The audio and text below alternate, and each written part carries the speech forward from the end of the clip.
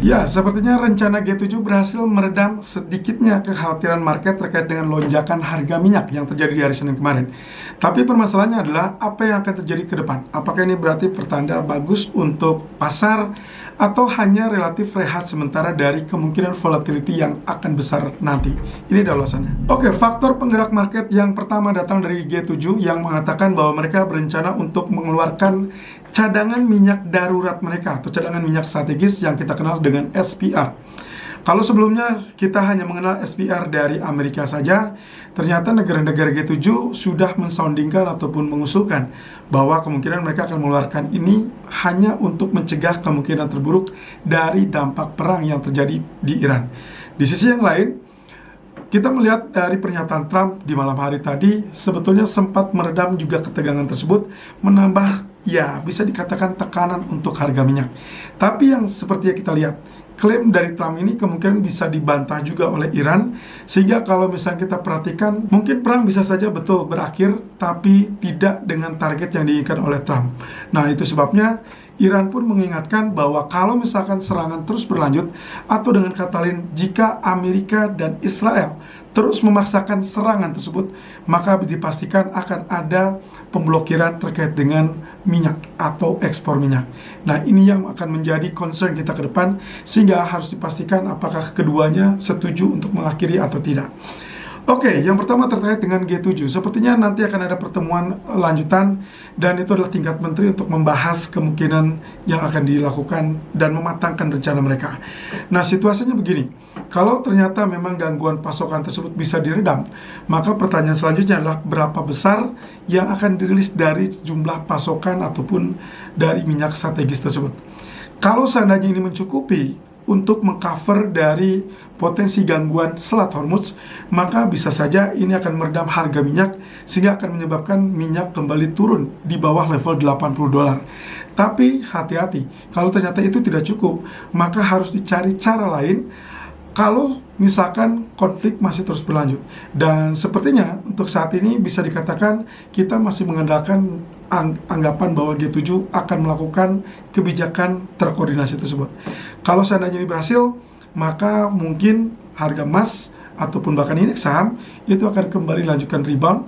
Tapi kalau tidak berhasil, maka mau tidak mau mereka harus menunggu target lain seperti misalkan pengurangan ataupun pencabutan sanksi. Ini adalah pernyataan dari Donald Trump yang mengatakan bahwa perang kemungkinan segera berakhir, sehingga kemungkinan itu yang juga menyebabkan kenapa kita melihat ada rebound di pasar ekuitas. Tapi di sisi lain, catatannya adalah bahwa Trump mengatakan tidak mungkin minggu ini, karena dia masih menargetkan untuk menaklukkan Iran. Dan targetnya adalah supaya mereka mendapatkan kepastian bahwa Iran berhenti dalam program nuklirnya. Nah, kita tahu bersama bahwa itu tidak mungkin terjadi karena Iran pun mengklaim mereka berhak untuk mengadakan program nuklir sebagai pertahanan diri. Nah, apalagi yang terjadi dengan serangan yang di tanggal 28 Februari kemarin, sangat jelas bahwa apa yang dilakukan oleh Iran seharusnya menjadi legal. Nah, tapi hal ini tidak disepakati oleh Amerika atau Donald Trump. Nah, yang harus digarisbawahi di sini adalah Trump menggarisbawahi konflik ini bisa berakhir seandainya Iran mau menyerahkan diri atau dengan kata lain menghentikan program nuklir tersebut. Dan kemungkinan satu hal yang mungkin masih menjadi catatan adalah mengajukan siapa pemimpin yang layak menggantikan Khamenei, dan itu harus sepersetujuan dari Donald Trump. Padahal kita ketahui minggu ini kita sudah dapatkan pemimpin baru dari Ali Khamenei, dan itulah sosok putra penerus kepemimpinan Khamenei. Nah, jadi kelihatannya ini akan sedikit pelik, tapi yang jelas masih ada kemungkinan take or trade, Trump always chicken out, dan itu yang membuat kenapa dia agak gelisah dengan kenaikan harga minyak. Tapi at least di sini kita sempat melihat dan juga bisa memastikan komitmen dari Donald Trump, yaitu adalah menginginkan harga minyak tetap lebih rendah. Sehingga kalau ini terus dilakukan, dan semoga saja terus dilakukan, berarti kemungkinan yang bisa dilihat dalam waktu ke depan adalah kemungkinan pencabutan sanksi terhadap minyak Rusia.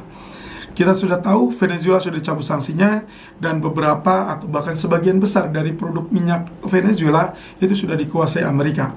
Sehingga tidak sulit untuk Trump melempar pasokan minyak tersebut untuk meredam kegelisahan market. Tapi untuk pasokan minyak dari Rusia kelihatannya perlu waktu, dan kita masih tunggu 1 atau 2 hari ke depan apakah Trump akan meresmikan atau memvalidasi pencabutan sanksi tersebut atau tidak. Di sisi lain, ini adalah bantahan dari Iran terkait dengan klaim Trump. Trump menyebut bahwa Amerika sepertinya sudah mendekati target untuk menyelesaikan perang, karena Trump menilai bahwa pasukan-pasukan termasuk salah satunya dari Angkatan Laut Iran itu sudah lumpuh. Tapi Iran membantah klaim tersebut dan bahkan mengklaim bahwa yang menentukan atau berhak menentukan untuk mengakhiri perang itulah Iran, bukan Amerika. Nah, terlepas dari hal tersebut, teman-teman, satu hal yang jelas di sini ada kepastian terkait dengan Selat Hormuz, tapi masalahnya adalah Iran memberikan syarat. Syaratnya adalah mutlak bahwa negara yang dituju ataupun negara yang bersangkutan dan memiliki kepentingan kepada Selat Hormuz harus mengusir diplomat Amerika dan Israel. Kita tahu bahwa Arab Saudi ataupun bahkan Qatar ataupun bahkan negara-negara lainnya di Teluk Persia sepertinya sulit untuk melakukan seperti yang diminta oleh Iran. Tapi who knows? Ke depan mungkin ada beberapa negara yang mulai berpaling dan berpihak kepada Iran. Tapi yang jelas untuk waktu dekat ini kita belum bisa menyimpulkan bahwa 100% kondisi sudah pulih, termasuk dari apa yang dilakukan oleh negara-negara G7 untuk mengamankan pasokan ataupun bahkan dengan cara mencabut sanksi minyak terhadap Rusia. Yang jelas ini semua masih akan bergulir, bahkan Iran pun berencana akan melakukan atau menempatkan petugas keamanan untuk mensortir beberapa kapal yang terafiliasi dengan Amerika ataupun Israel. Oke, economic calendar untuk hari ini kita akan fokus dengan existing home sales tanpa ada data lain. Sepertinya kita akan melihat ini mungkin gangguan yang tidak terlalu lama, tapi memang ada concern terkait dengan sektor perumahan ya. Jadi kita perhatikan saja fokusnya di jam 9 malam. Kalau data ini relatif lebih rendah, of course itu akan mendukung kepada pelemahan US dollar, dan berarti emas ataupun indeks saham bisa saja mengalami rebound kembali. Tapi kalau tidak, maka ini akan menyebabkan emas berpotensi tertekan. Dengan kata lain berarti dolar Amerika cenderung mengalami penguatan.